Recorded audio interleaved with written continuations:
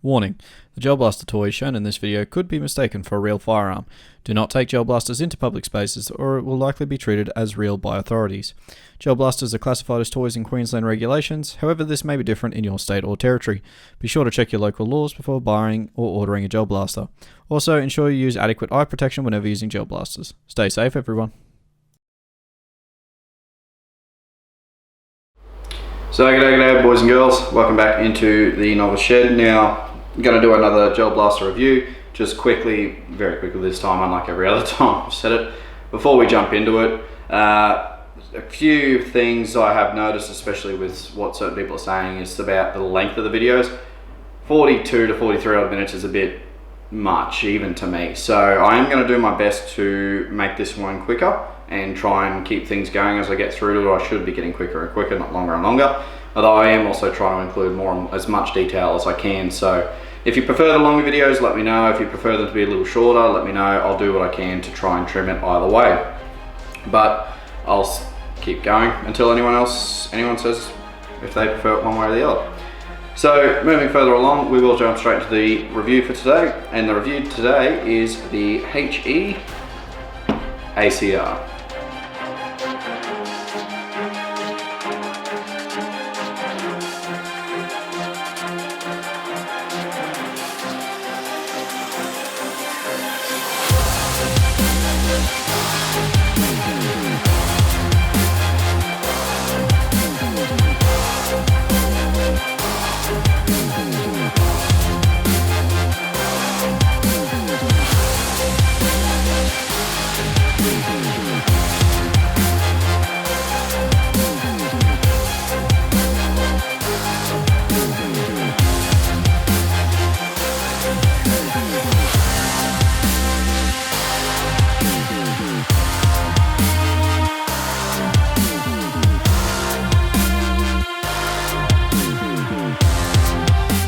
So the ACR has had a lot of hype around it recently because it is a very unique looking design and it's a new blaster. So it's not an M4, but it should have similar, if not better, characteristics of performance.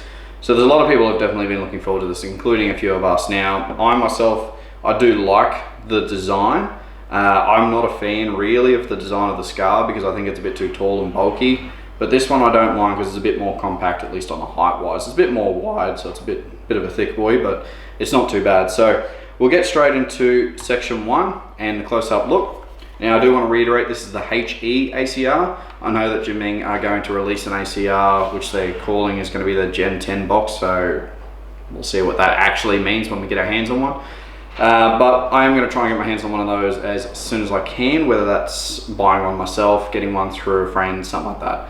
I'll try and do it, and what I'll do is I'll do a review on that as well, and I'll compare back to this one and see which one performs better or worse in each scenario. In fact, if I can, I will try and get my hands on one of these at the same time to do a bit of a comparison.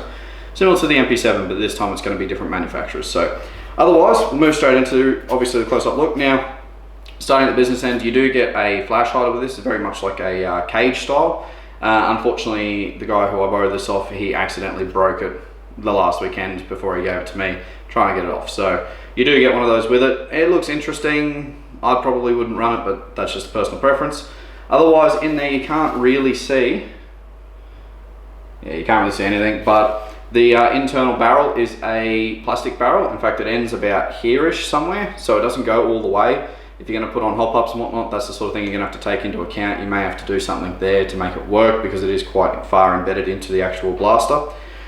Moving further along though, we do have along the top a monolithic rail along the entire length of the top except for this very front section where I believe they were meant to be a set of iron sights. Again, I didn't get the extra pieces with this. He did have a bunch of them at his house, so there may be a couple pieces here and there that come with it that I don't have, and I'll try and point those out that I'm aware of. I would dare say this came with some sort of optic or fake optical sight.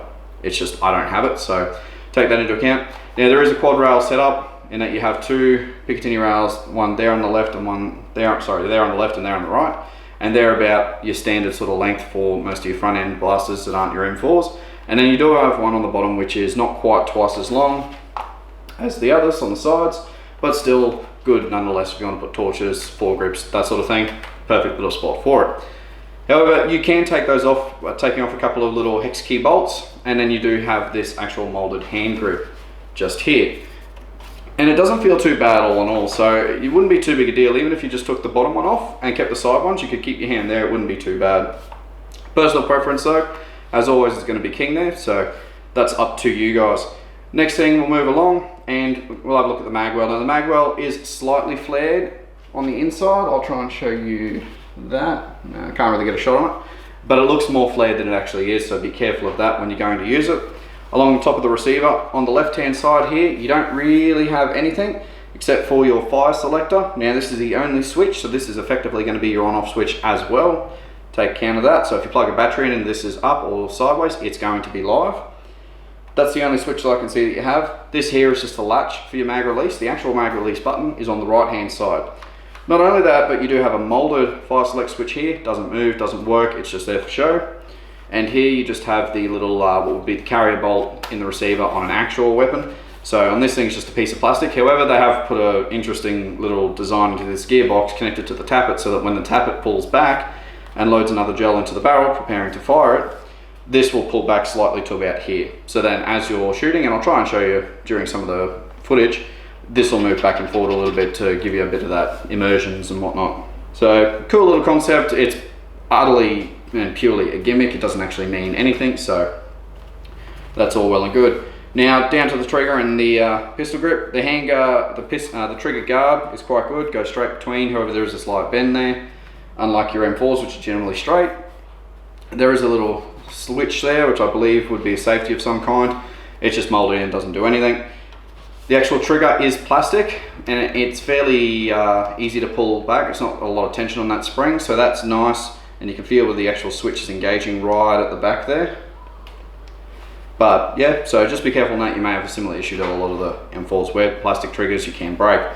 The actual pistol grip itself has some texturing on both sides. I'll try and put that in such a way that you can see. Yep, and not quite. All right. But on the front and back, it's smooth. Texturing's not great. Gloves would be a good idea if you're going to be playing around in sun and sweating a bit, but that's up to you and how you go. Now moving further towards the back, you do have a sling attachment point just here on the side. It is actually molded in. You do not have one on the right hand side, and I can't see one up on the front end. So I'm assuming that there is something that comes with it that allows you to connect onto the foreground. There is a little clip point here just above the barrel. It may be a sling attachment point, but it seems like a kind of silly place to have it. So that might be it. I think that's a weird place to have it, but you know, each to his own. And then onto the buttstock. Now the buttstock is a collapsible one, which is awesome. So you can do that. It doesn't really stay. There's a little bit of give there, so it doesn't just flop around, but there's nothing stopping from doing that. Not only that, but there's an interesting thing about this blaster, and I'll link below to Guido's video, because he did one of these, bit of a review, more of a pull apart, breakdown sort of thing, video on one that was semi-modified, and he showed it completely disassembled and pulled apart. There's no wires on the gearbox. All the wires are contained within the different panels of the blaster. And to get from one panel to the other to transfer the power, it uses contacts. Now you can see just there, you have contacts on the butt of the blaster and on the actual stock. Now the battery goes in the stock. So if you collapse the stock, you can't get power to the blaster. So if you want to run around like this, well, you're not going to be able to shoot it. So that's kind of annoying. It's a cool concept, and then they do that, and you're trying to figure out what was the point. They might as well just made it a solid stock and be done with it. But that's cool, that's their choice. You do also have a sling attachment point on the bottom of this buttstock just here. It is quite firm when it's fully collapsed. This is adjustable. You press in these little black buttons here, one on the left and one on the right, and it slides out and has quite a bit of adjustment. So each one of those little points in there, again, I'll try and get it so you can actually see. Each one of those points is an adjustment point, so it's quite good. Now I've got the stock fully out, and it's quite flimsy. It's not really that solid. If I put it halfway in, it's a lot more solid. So I'd be wary about extending this all the way out. I don't think you'll need to, but just be wary about doing it anyway. Further aside, you do have your battery, which, like I mentioned, does go in here. However, if you have your stock fully collapsed like so, you can't open that battery cover. So in order to remove the battery, you do have to remove it out one point at least, pull that back slightly and then lift it up, and there's your battery. And as you can see in there, I do have a 1200 milliamp hour 11.1 volt Turnigy S-off battery. So you can fit a decent battery in there. I imagine that these are mostly going to come with the very small Gel Blaster style batteries like that. I imagine they're also going to come with 7.4 volts. So keep in mind for everything I'm doing in this video and also in the gameplay that you'll see, it's all 11 volts and it's all that big a battery. I do not use the smaller gel gun batteries in this one at any point. So moving further along, and we'll go into the basic operations. Now fortunately, very much like the M249 saw, there's only really two operations you need to be aware of. Now one obviously is going to be your battery. So like I mentioned, you pull the stock out, doesn't matter how far out, as long as it's at least one click out. Pull that back and then up, and in there is where your battery goes. Now there's just a little black battery connector, similar to most of your standard gel gun connections. I'm not going to pull that out and show you how to re-put it in, purely because such a big battery with a lot of wiring, it's a pain to get in and out. But yeah, that's how you do that. So the only reason I'm not showing you is because I did it before I put the camera on, and then I realized I shouldn't have. And then I thought about it, and it was that much of an annoyance trying to jam those wires in that, yeah. But if you're not using a mega sized battery, it's not an issue. So that's just a choice of the battery we're using as a result. Now the only other operation you have is obviously going to be with your magazine. Now, first things first, magazine crossover. I asked the guy who owns this and who I borrowed it off. He normally runs a SCAR V2. He said his SCAR mags don't work. He's not sure on other M4 mags. However, at the likelihood it's looking similar to the M4SS, where they don't always fit other magazines. So I'm not 100% sure on what crossover there is and isn't. Sounding more and more like there isn't a lot of crossover, and there's a few reasons why that might be, which is annoying. But at this point I'm also not surprised, because they tend to do that sort of thing. Now this here is a box mag that fits into an M4A1 Gen 8. I'll try putting it in, and yeah, no, there's too much meat at the back of it, doesn't fit into that slot just there. So that one doesn't work. I might quickly find my Wells mag and just try that for argument's sake. So just to reiterate the point, that's another Gen 8 M4A1 magazine that I have.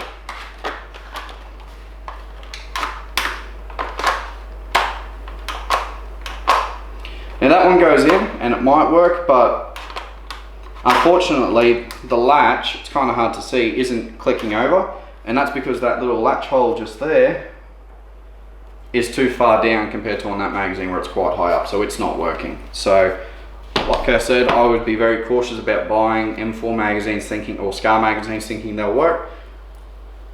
I would recommend finding someone who's done a bit of testing on that. So that's a standard M4A1 Gen 8 Max style magazine. As for your Wells magazine, I'm pretty sure this is not going to work for the same reason. Yeah, goes in but it won't actually engage the lock, it's too far down. So M4 magazines, from what I can tell, don't work. I've been told the SCAR magazines, I've been told the SCAR magazines also don't work, but I haven't tested that myself. So just be aware that there is some issues with the crossover. Now this is an automatically mag fed blaster, so there is a motor in there and wires. Once again, don't go tipping water in there, it's not going to help your case. But something that's cool about this is similar to some of the Wells style designs, it does have a little clip just here, which if you pull that back, it pulls back the little stub just inside, which stops the gels from feeding. So when you want to empty your mag at the end of the day, you can just do that, which is nice. There is also a cavity inside that when you put that in, that pushes it back.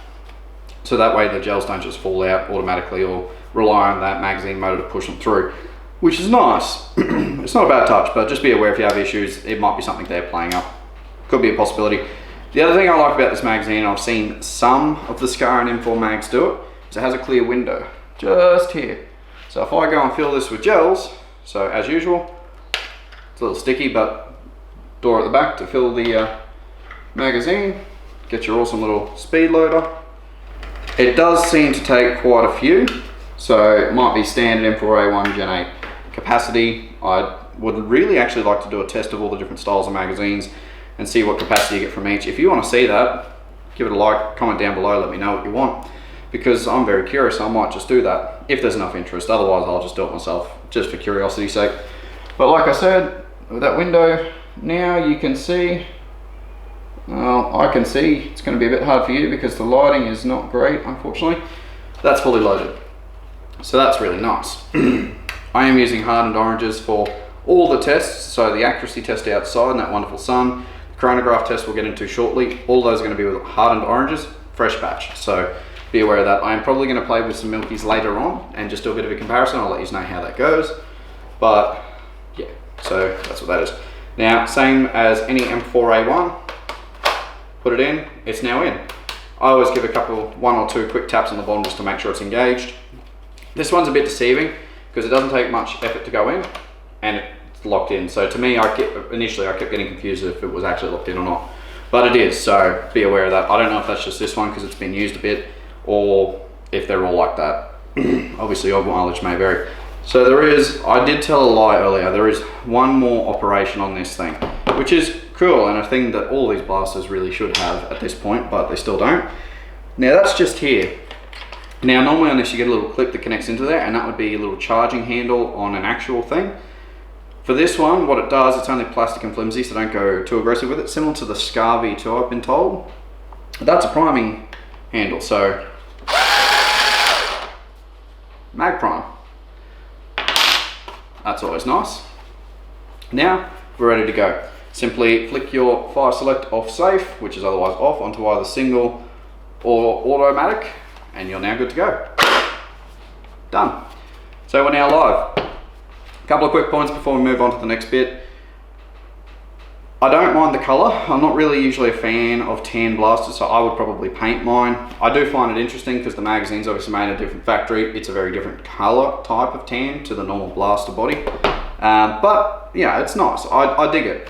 Weight wise, it has actually a bit of weight to it, mainly in the center, which is good. Not really at the front or the back, so it's a good little balanced blaster to move around and play around with.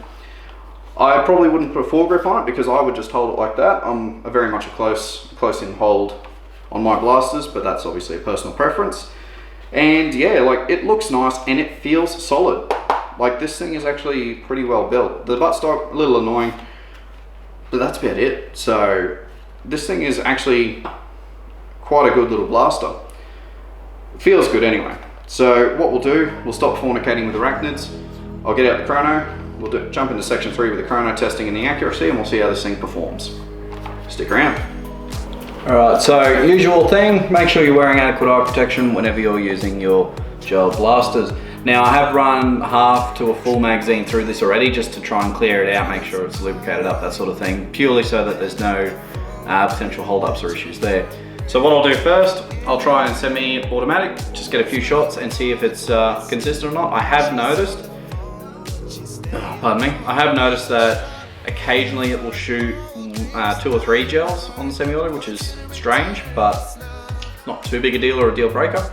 And then we'll flick over to full auto, see how it goes there and get a rate of 5. So semi-auto first, let's see what she does.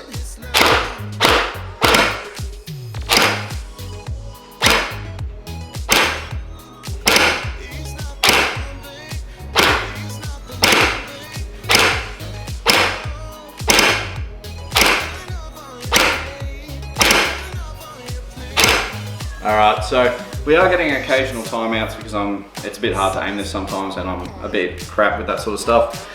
However, we are getting a consistent 240 FPS, which is pretty good. So, you know, plastic barrel, all that. Like I said, hardened oranges, take that into account.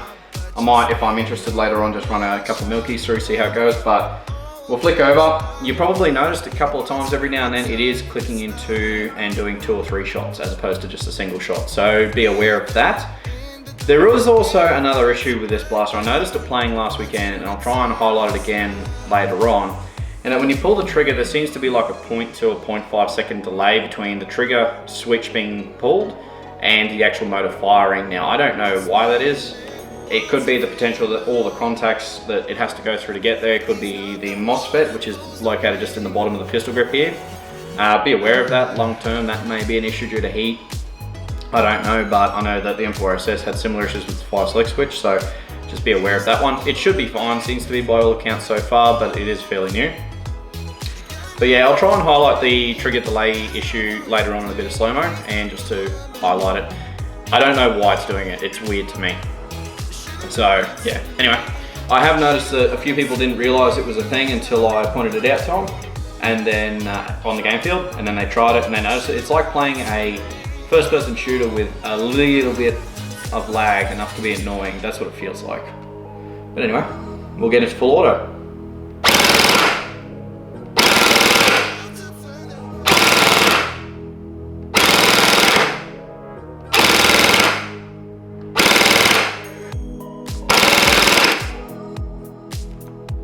So we still seem to be getting, at least initially we were getting the consistent 236 to 240 FPS. It is showing a little low at the moment. I think that's purely because it's taking in the last gel that triggers.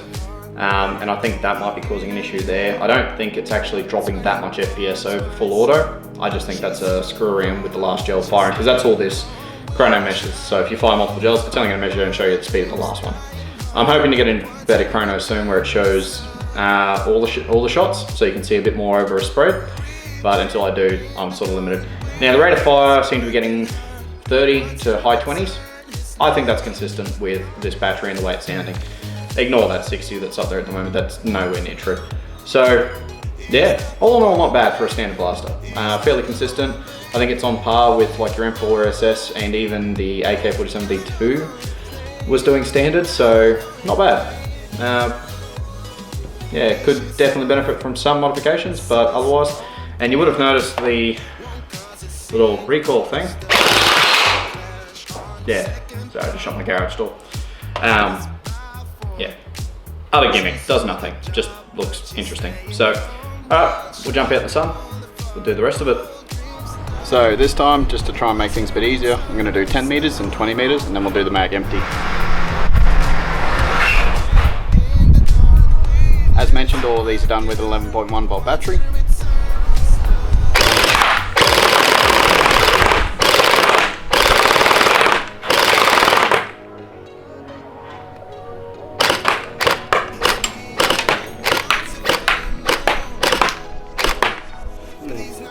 Seems to be really inaccurate. I don't know why, it's going all over the shop. So we'll jump back to 20 meters, we'll give it a try.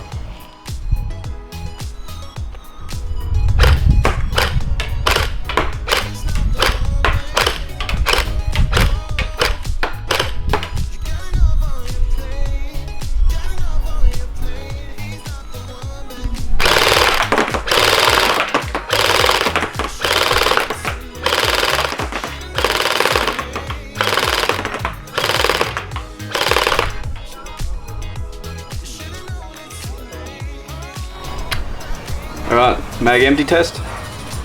Ardent oranges, 11.1 volt battery. By all current accounts, it is not going to take long. Unlike the last one.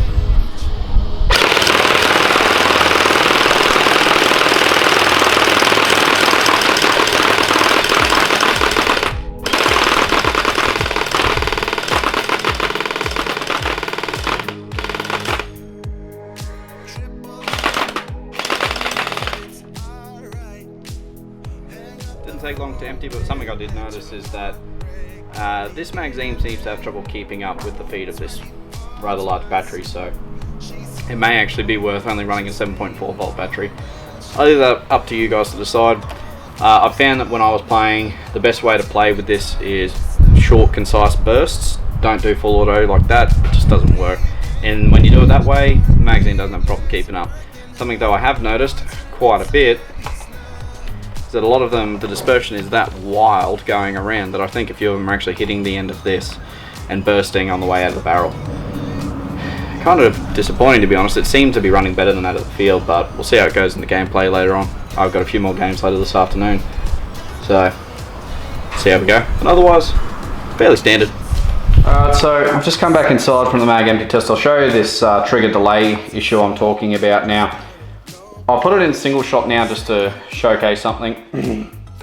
I'm not sure if it's the contacts on the MOSFET that's causing it. Like I mentioned, the MOSFET is down in here at the bottom of this.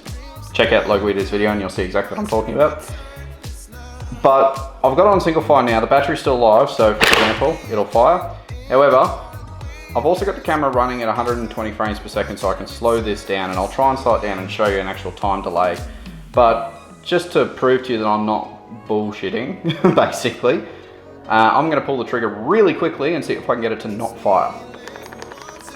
Now I'm pulling that trigger all the way back. The reason it's not firing is purely that delay. Now if I hold it for a bit,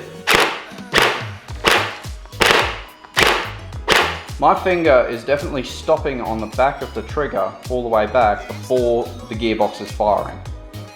I don't know if you can tell that too easily, but if you ever play with this one, everyone who's played with it has noticed that delay once they really looked at it. Initially it wasn't an issue, so hopefully it's just this blaster and not all of them that are doing it. Now I did ask Guido on the one that he pulled apart if he noticed it, and he said that he hadn't really noticed any delay. But apparently it was already modified and he modified it further, so it might be something there causing the issue. So I'll just do it now and I'll try and slow it down for you.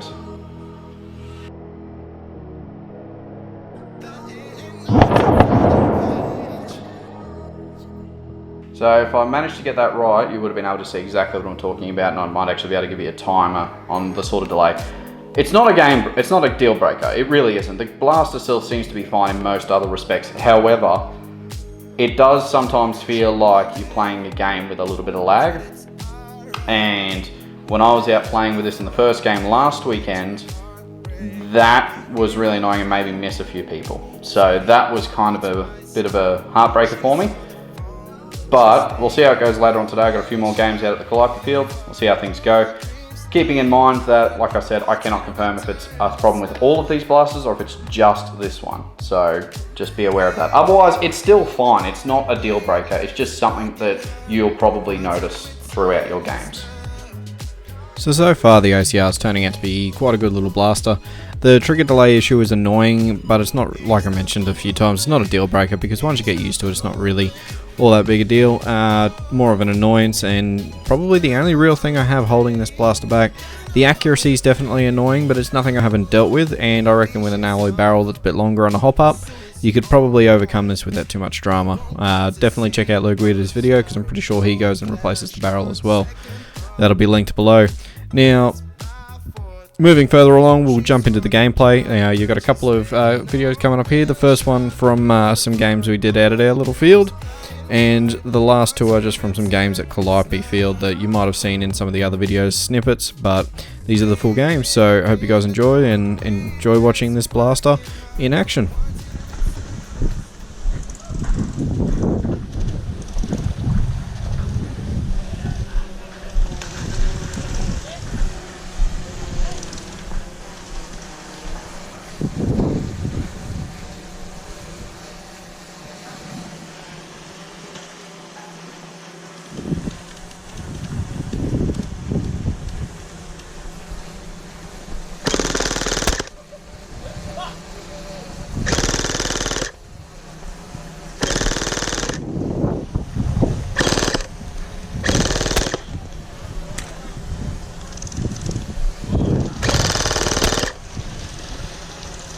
Hi!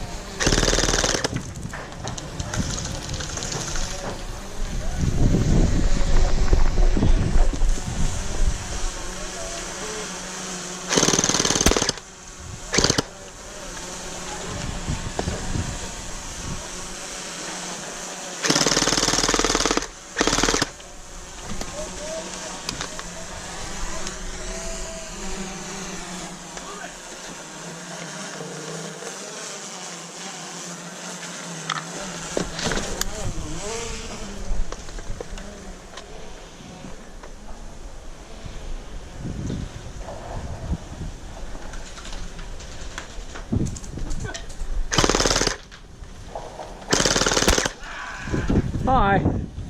Yeah, I'm still here. I never moved. I was gonna say, I was like, surely you would have moved. Well, thanks for giving me time to reload my mag. Yeah, man.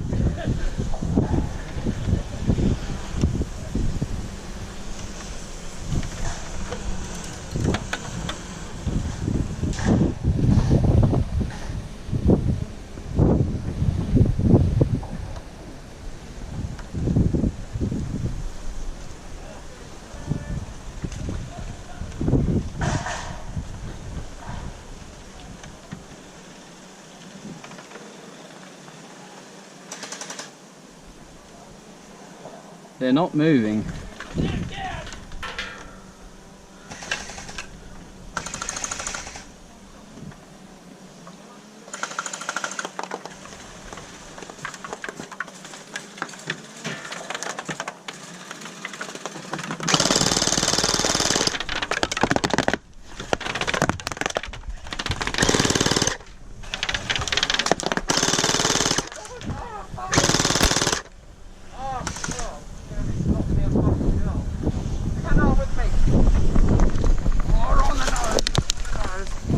Wrong team! Oh, sure enough, one are. Where are they all?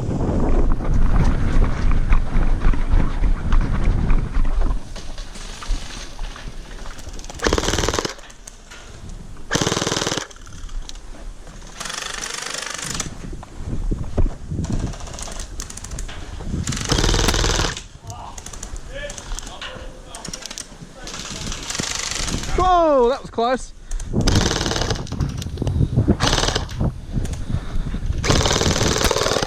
Hit.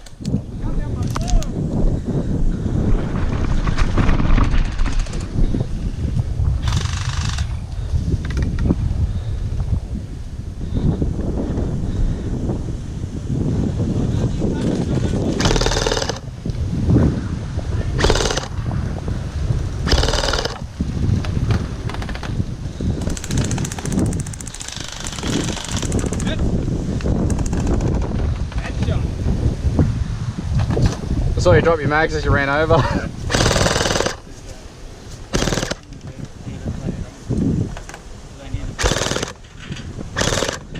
There's one down the far left.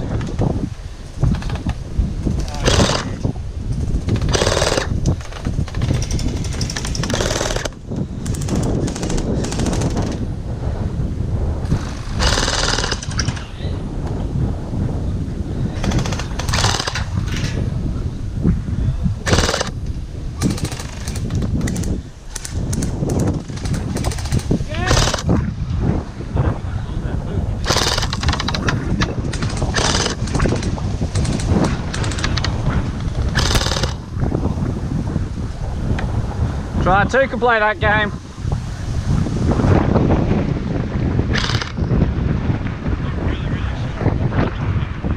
Well, I'm gonna run up. I'm gonna run up to the right. Then you run off.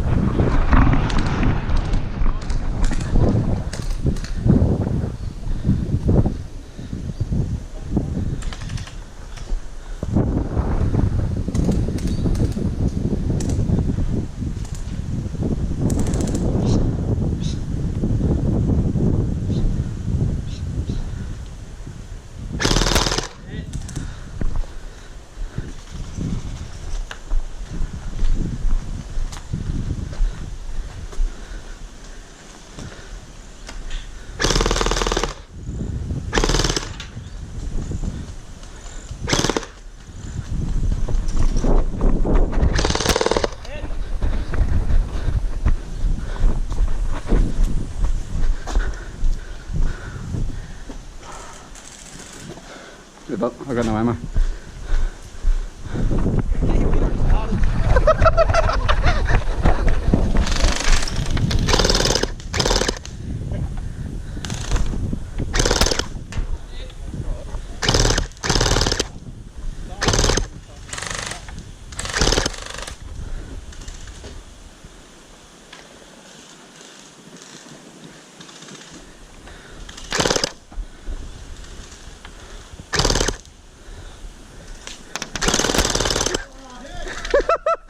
I like the sneakiness. Yeah, 10 throat shots.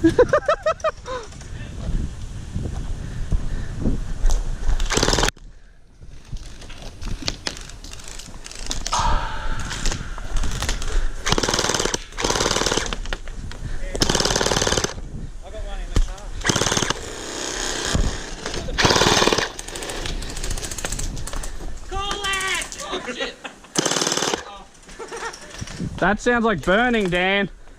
Sounds like, smells like burning. Something smells like it's burning.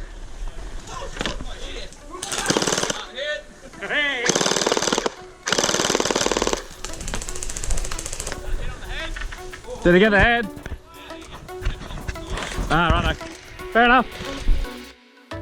So I hope you guys enjoyed that, and I was able to show you a few of the benefits and disadvantages of handling this blaster in the field and actually getting a few shots off. Accuracy wasn't too big a deal in a lot of the games, but it was definitely something holding it back. So with that being said, we'll jump straight into section 5 and the final thoughts. Now, I like it. Like, ultimately, this ACR is nice. It's a change in shape. It's something different. It goes well. I do like the design. A few things though I'm not 100% on. That trigger delay is really annoying. The fact that you can't fold the stock in because it will stop the blaster from even working is annoying. And yeah, the accuracy is kind of not great as well. So there are definitely positives and negatives to this blaster. I would not at all have a problem owning one myself. Although at the moment I'm still not 100% convinced I should spend the money on it. So take that as you will. So if you do decide to buy this blaster, a couple of recommended accessories I'll just highlight for you. Firstly, I will say at least 2 extra magazines, so a total of 3. Definitely going to be required since you drain magazines in this thing pretty quickly. Granted, I was using an 11 volt. That being said, I think a 7.4 volt would actually be a better deal for this because your magazines will last longer. You'll get a bit more life, longevity inside a game, which is good. Now, I would like to put a hop up on and recommend one, but the problem is because the inner barrel is so far sunken into the blaster, I'm honestly not sure how you'd go about doing that without upgrading to an alloy barrel that was quite long and stuck out a bit. So I'd have to say that if you were going to go that route, you might as well do both. Obviously being careful about installing those so you do it properly. And yeah, that's about all I've got on the ACR. So if you enjoyed that video, feel free to leave a like and comment below what you liked, what you didn't like.